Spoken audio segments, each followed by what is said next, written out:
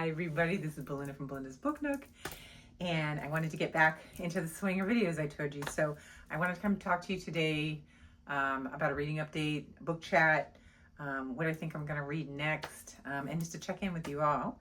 The first thing I'm going to talk about is the book that I read in May, because I didn't really get a chance to talk to you about it in the last video. So I wanted to talk about it a little bit of book chat. And then we'll talk about Caribbean and the books I'm reading from Caribbean History Month. I completed my first one already, and I will talk to you about that as well after this book. And then we'll talk about what we think might be the next book that I'm going to read. So the first one here that I read, this is the only one in the first one. I told you in the last video, I only read one book in May. Is Between Two Kingdoms, a memoir of a life interrupted by Suleika Jaouad. And I really enjoyed this book. So let me say this first. So the book follows her. I think she was 22, and she got diagnosed with cancer. And it is her journey processing that information, how seeking treatment for it, and how she moved into the next phase of her life.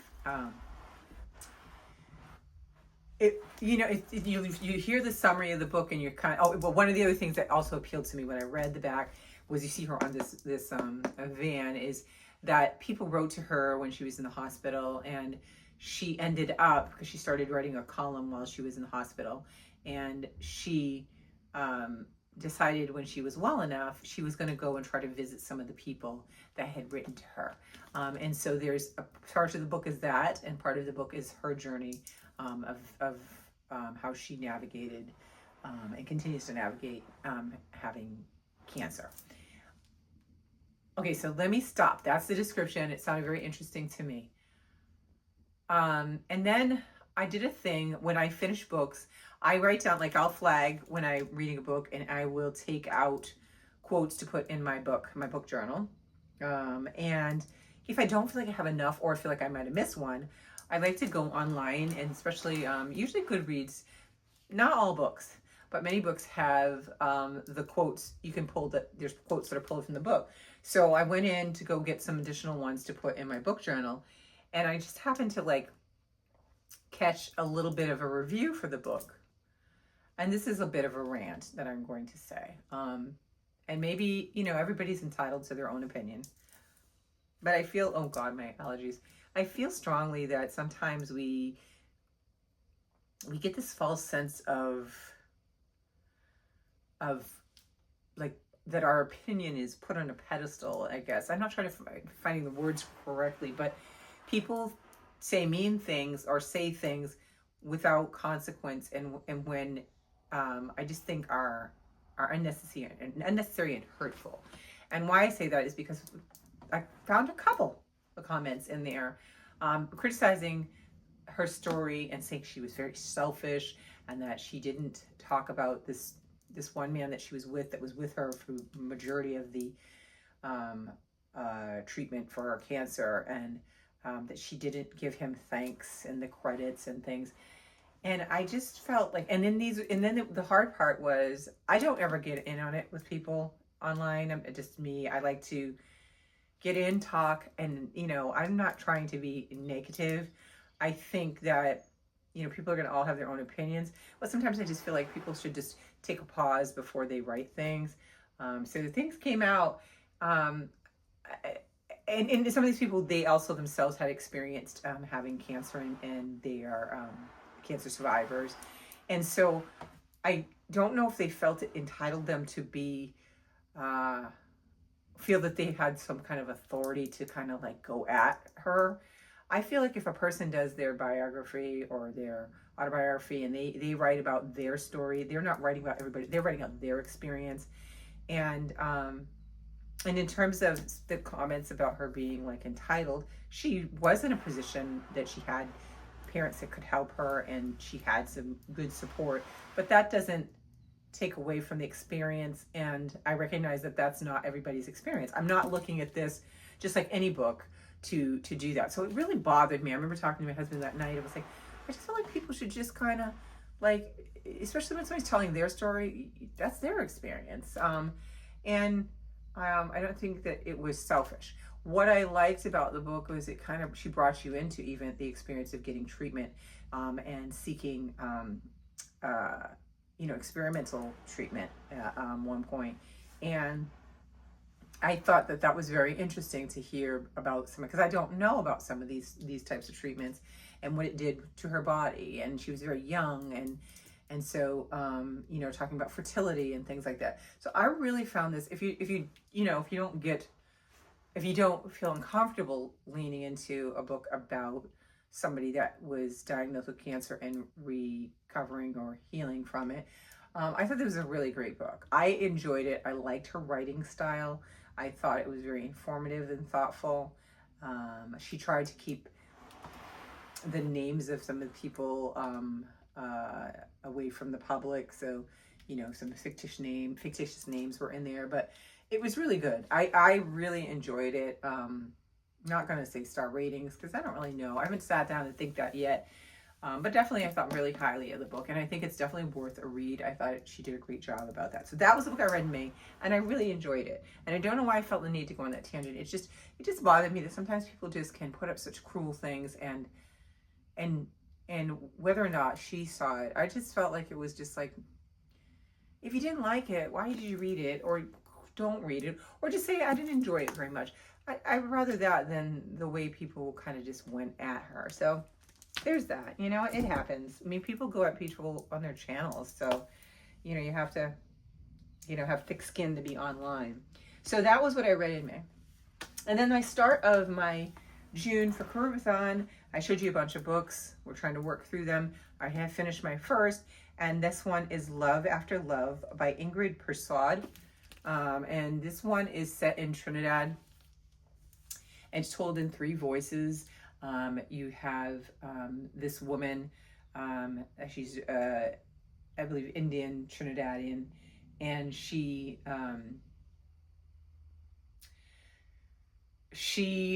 has a abusive husband. I'm not spoiling anything here. She has an abusive husband, and she has a young boy with him. And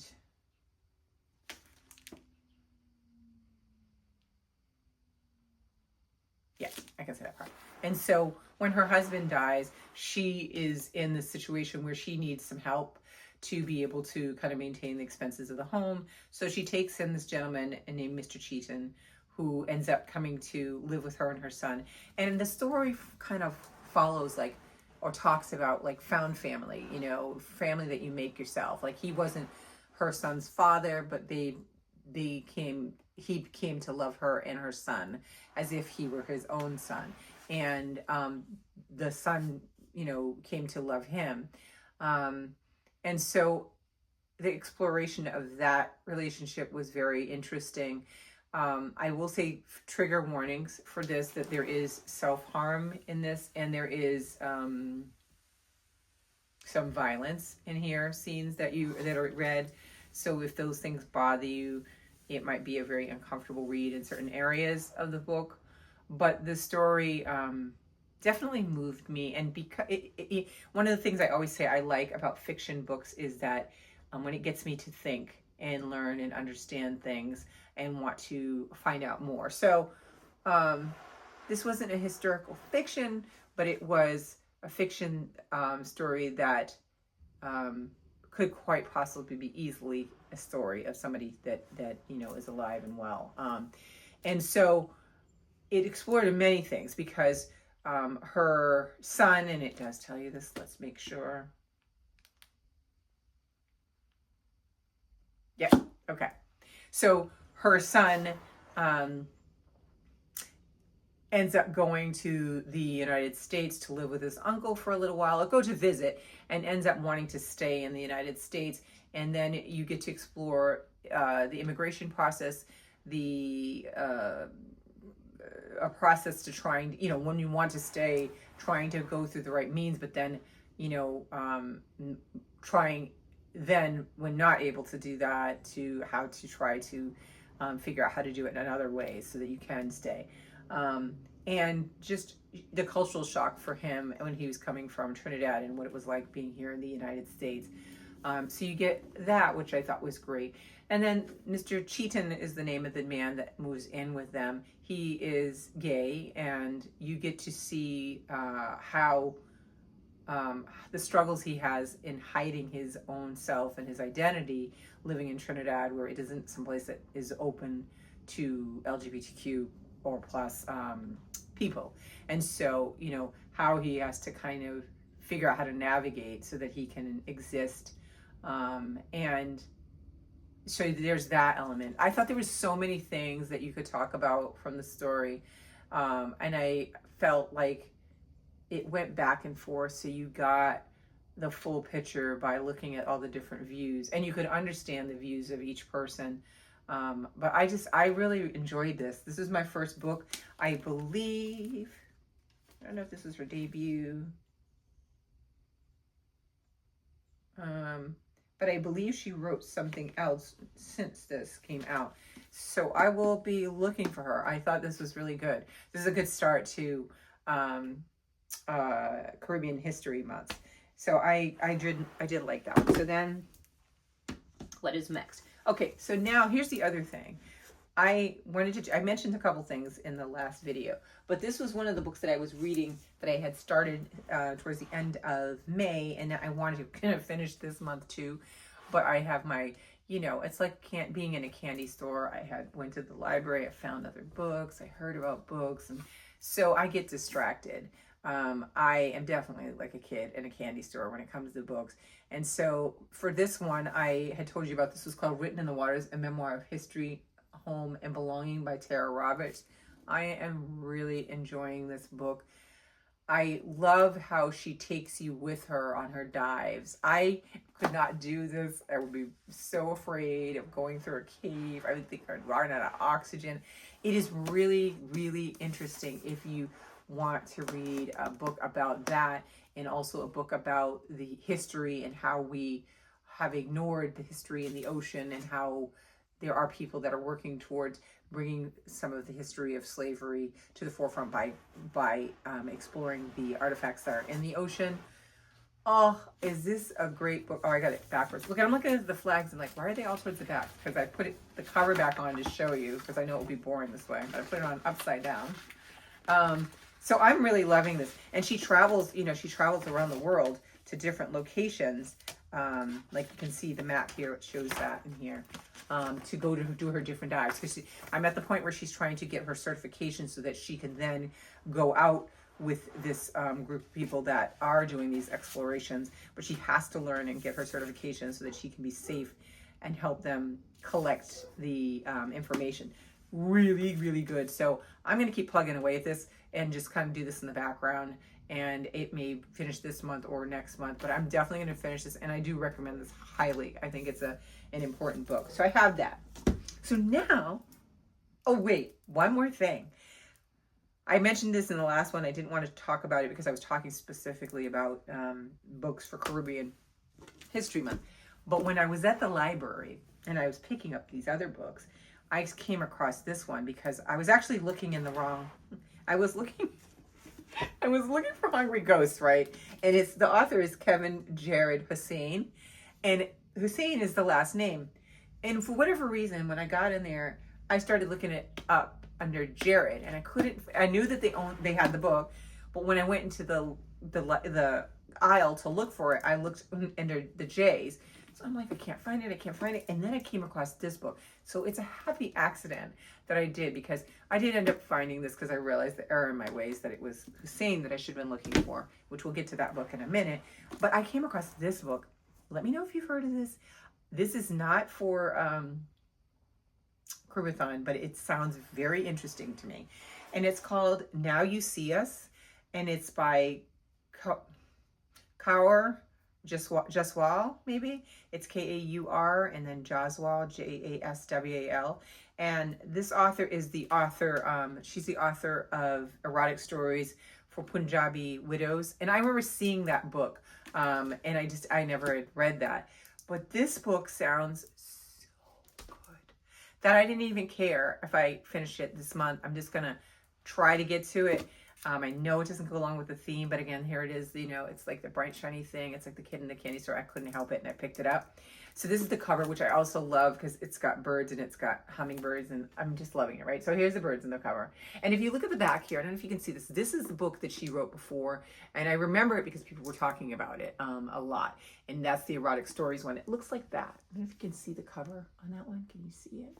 That's what the other one is. But this is this one. And let me read to you what this one's about. Okay, first of all, it looks to be the little blurb, and this might get you too. Well, although sometimes I don't like when they refer to other things, but listen, it says Crazy Rich Asians meets the help.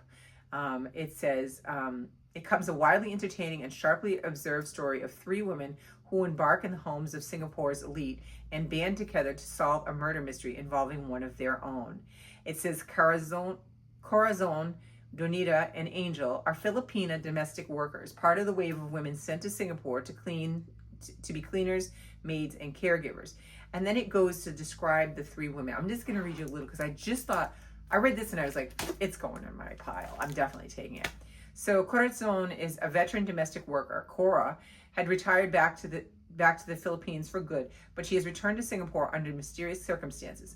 Now she's keeping a secret from her wealthy employer, who is planning an extravagant wedding for her socialite daughter.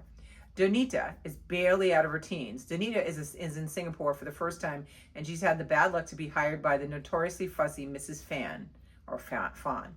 Brazen and exuberant, Donita's thrown herself into a love affair with an Indian migrant worker. And then you have Angel, working as an in-home caregiver for an elderly employer. Angel is feeling blue after a recent breakup with the woman she loves. She's alarmed when her employer's son suddenly brings in a new nurse who may be a valuable ally or who may be meant to replace her. And then it just goes on. And there's mystery. There's that upstairs, downstairs thing, like Downton Abbey or something, that you're getting the bird's eye view of what it's like being inside these homes of very elite people that probably think very highly of themselves. And then to have a mystery on top of that, it just sounds so interesting. So if you haven't, I don't know yet, but I'm going to say it's probably going to be good for you to pick it up too. When I start reading it, I'll let you guys know how much I enjoy it. But I could eat this up. I think this is sounds very interesting. You're going to get some cultural things in it. You're going to get, I think, humor in it. I think you're going to get all sorts of feels. So this sounds like a really good book. So it is interrupting my Caribathon discussions and books. So, but I definitely think it's worth it. So that one I'm going to probably either hoard into next month if I don't finish it, or I'll just renew it like normal people do for next month. So there's that one. So now that's beside. These are the ones that I have left. I think, I don't know, I can't find my book journal right now. But there's 4 books here that I'm looking at picking up is my next. So we'll start with the first one. This is the one that is for my for the Read So Lit book club. It just came today, hot off the press. I bought it online. And so this is When We Were Birds by Ayanna Lloyd Bonwo. Yeah, I remember the last time I was saying Bonio. This is the actual, book. This one is set, I think also, I was thinking this year is interesting. Oftentimes I read a lot of books a mixture in Trinidad, but most of the books I read, I think last year, were from Jamaica. So I have to work on reading other places, I think, because I feel like those are the only 2 countries that I always keep reading from. But this is for our group. And let's see, in an old house on a hill where the city meets the rainforest, Yajida's mother is dying and she's leaving behind a legacy that now passes to Yajida. On one St. Bernard woman in every generation has the power to shepherd the city's souls into the afterlife. But after years of suffering, her mother's neglect and bitterness, Yajida is looking for a way out. And then it talks about this other kid, Darwin. I'll let you read the description on this one. I'm going to start this one at some point. I want to kind of do it closer to book club, but we'll see. I may start this one next. So these are the options of what to start next. So there's that one. And then, and then I have the Hungry Ghost ones that I had told you about. This one I've had on my TBR for years. This is a library book, and if I do like it, I think I will get this one to put on my my bookshelf But this one too is set in Trinidad. I'm like, how did this happen? There's a lot of Trinidad literature. Um, it's an unforgettable new voice in Caribbean literature, a sweeping story of two families colliding in 1940s Trinidad, and a chilling mystery that shows how interconnected their lives truly are. It's really interesting too that I've got these books that have a mystery to it, like that one that with the maids, the domestic help. That one is a mystery, and I think that's an interesting way to approach the information. So this one I definitely want to try to get to. So I'm not sure which one. I'll know later today. I'm going to get a feel and see where I think. This one I definitely wanted to read. I told you I had two from this author. I have Land of Love and Drowning, but this is the one, Monster in the Middle. Land of Love and Drowning was Tiffany Yanique's debut, I think, and this is her second book. And so I want to read this one. I think this one is the first one I want to read from her before I go back to the other one. And this is Monster in the Middle. So I'm leaning towards this being the next one. Also because it's really floppy, and I feel like a couple hot days coming up soon, I can sit on my patio and just kind of just go. So this might be the next one. I feel like this is close. And then this one, I told you, I love this author. It's a chunky chunker. This is Queen of Exiles by Vanessa Riley. She does the most amazing historical fiction. Her research is impeccable. And I don't have Audible account anymore, but when I did, I had bought the audio book. So I can pair this, and I don't have to even worry about it being returned or whatever with audio. So this could make it on the list. I just gotta figure out things. My garden is starting to settle a little bit, so I will have a little pinch more time to kind of get to this. So these are the options. Oh, and there's one more book. Listen to this. And this one I took out, and I've already started reading it. This one is called, let's see if I can get to the cover. Can we see the cover? This one is called Plantains and Our Becoming, and they're poems by Melanie Louisa Marte. Let's see, go to the shelf. No, I don't want to read it with Kindle. Hold on one second, because this will show me the cover. The cover is fabulous. I'm going to read some. I know I'm taking up a lot of time, but I want to read a little bit from this one. I think that I'm going to buy this just based on the way it started. I was like, yeah, I think I'm right here for this. So if we go to the cover, I want you to see the cover because that also helps you decide, or at least recognize the book when you see it. Here it is, right? Nope, there it is. It's a beautiful cover, and this is the cover of it. Okay. You see it? I'll move it around a little bit so you can see it.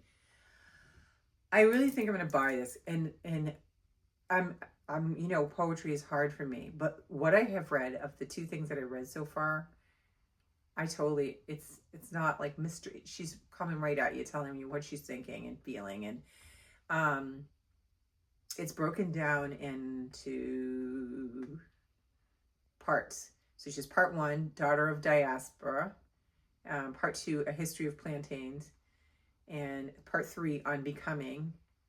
And those are the three. And then within them, she has some. But let me just read you a little teeny smidge of the beginning of the book, which just was like, yeah, I might need to own this on my shelf.